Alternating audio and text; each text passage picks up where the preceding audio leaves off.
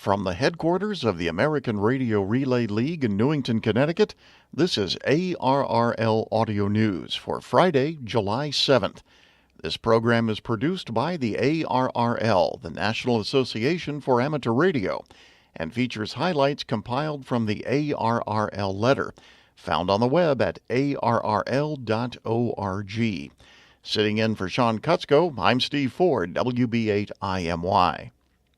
ARRL Technical Relations Specialist John Seiverling, WB3ERA, and ARRL CEO Tom Gallagher, NY2RF, served on the U.S. delegation to the Inter-American Telecommunication Commission Permanent Consultative Committee Numeral 2, hosted by the United States in Orlando, June 26 through the 29th.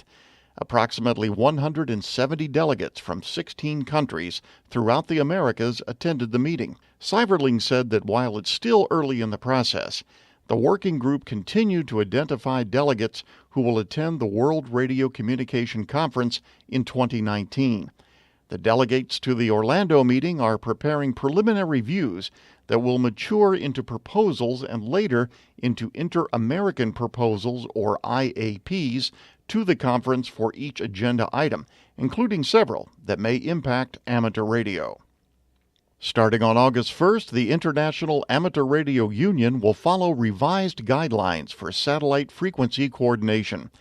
Educational satellite projects have grown in popularity as launch opportunities have increased. These satellites, constructed by students at universities and other institutions, have generally been licensed to operate in the amateur satellite service, which the International Telecommunication Union radio regulations define as having, quote, purpose of self-training, intercommunication, and technical investigations carried out by amateurs interested in radio technique solely with a personal aim and without pecuniary interest, close quote. Some administrations have issued experimental licenses for such satellites operating in the amateur satellite service bands. The IARU has coordinated these satellites as well to reduce the possibility of harmful interference that might result from uncoordinated operation. Since July 1, 2014, however, it has not been possible to coordinate experimental satellites in the 144 to 146 MHz band because of the high probability of harmful interference in this heavily used segment. IARU will continue to coordinate satellites with combined amateur and non-amateur missions. President Donald Trump has announced plans to nominate FCC General Counsel Brendan Carr, a Republican, to fill one of two vacancies on the commission. One FCC vacancy, to be filled by a Democratic candidate, remains before the commission will be back to its full five-member complement. The president, on June 14th, named former Commissioner Jessica Rosen-Worcel, a Democrat, to fill one vacancy. No more than 3 members of the FCC may be of the same political party. Coming as he does from the chairman's staff, Carr is expected to support Pai's efforts to reverse controversial net neutrality rules passed by the FCC's then Democratic majority that would subject broadband providers to the sort of oversight that conventional telecommunication carriers have faced. ARRL 630-meter experiment coordinator Fritz Raab, W1FR, and John Langridge, KB5NJD, have proposed a possible band plan for the pending 472 to 479 kHz amateur radio band. Raab said that once U.S. amateurs are granted access to 630 meters, he would move stations operating under the blanket WD2 XSH FCC experimental license to 461 to 472 kHz. On March 28th, the FCC adopted rules that will allow secondary amateur radio access to 472 to 479 kHz and to 135.7 to 137.8 kHz with certain conditions. The issue now holding up amateur access involves a requirement to notify the Utilities Telecom Council of proposed amateur radio operation on either band.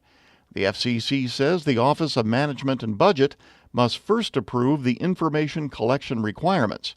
Procedures to meet the requirements are said to still be under development by UTC, which says it wants to avoid amateur radio interference to power line communication systems that are used to manage the electrical power grid.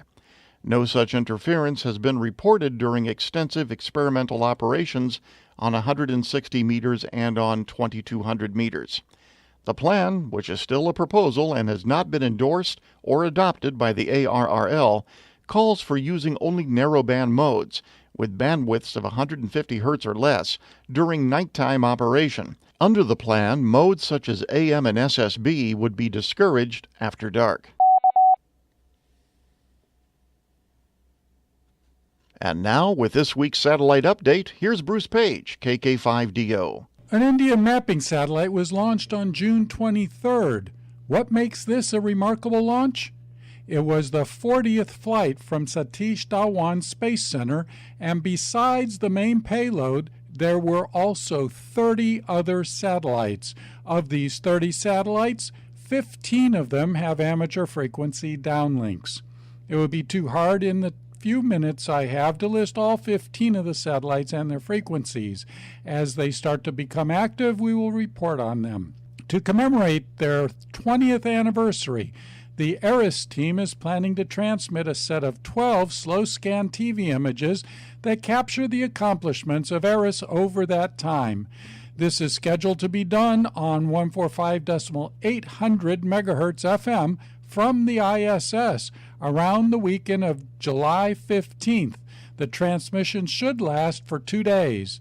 Thanks to Frank, KA3HDO, for this story and the AMSAT News Service.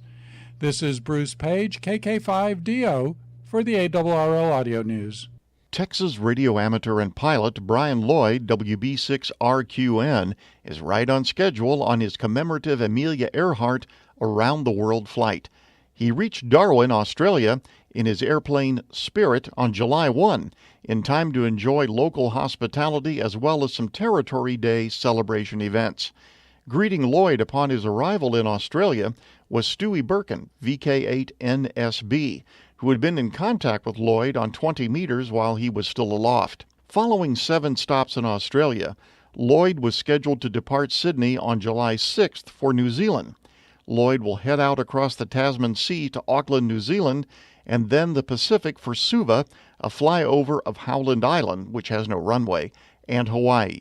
He planned to drop a wreath of flowers when he passes above Howland Island in memory of Amelia Earhart. Howland was where the famed aviator and author and her navigator Fred Noonan are believed to have vanished on July 2, 1937. WB6RQN has been operating SSB on 17, 20, and 40 meters at approximately 18.117, 14.210, 14.346, and 7.130 megahertz.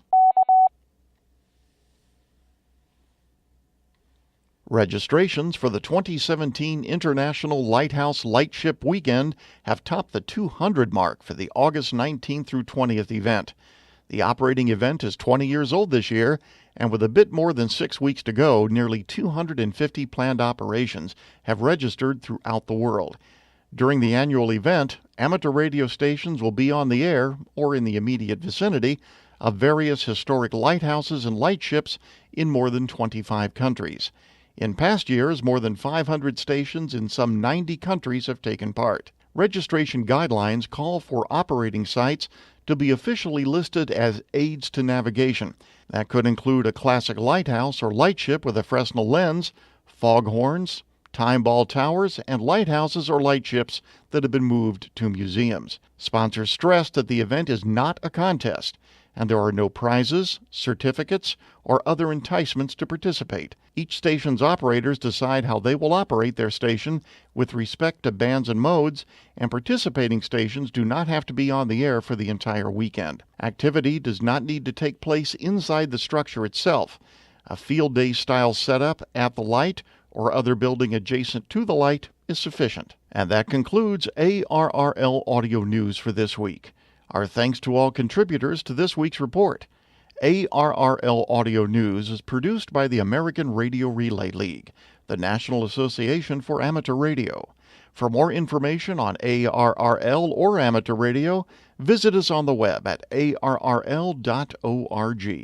You can also find us on Facebook and Twitter by searching for ARRL. If you have a question or comment about ARRL Audio News, email us at audionews@arrl.org. This program is copyright 2017 ARRL, and all rights are reserved. Until next week, I'm Steve Ford, WB8IMY 73, and thanks for listening.